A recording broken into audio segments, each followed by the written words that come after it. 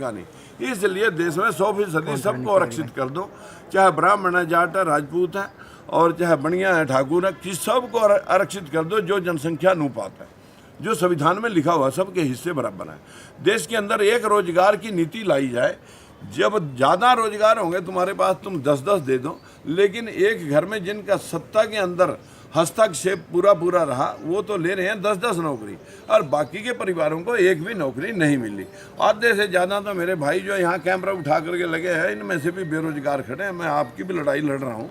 और किसान और मजदूर के उत्थान के लिए अगर भाषण सारी पार्टियाँ दे रही हैं, तो इस किसान और मजदूर का उत्थान तब हो सकता है जो खरबों रुपया मनरेगा स्कीम के माध्यम से सिर्फ कागजों में बंट रहा है, बिचौलिए अफसर और मिनिस्टर खा रहे हैं।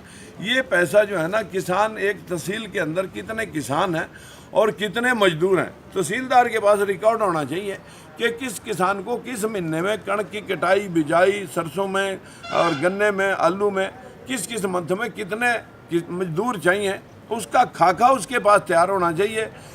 आधी लेबर सरकार जमा करा दे, आधी किसान दे देगा। मजदूर के जब 500-600 रुपये दिहाड़ी के बन जाएंगे, उसके भी लगभग 15-18 हज़ार रुपये की जब महीने की सैलरी बन जाएगी, उसे किसी के 5 किलो दाने लेने की लोड़ नहीं पड़ेगी। तो आपको लगता है ये प्रैक्टिकल है सारी चीजें? ये प्रैक्टिकल चीज़ें हैं।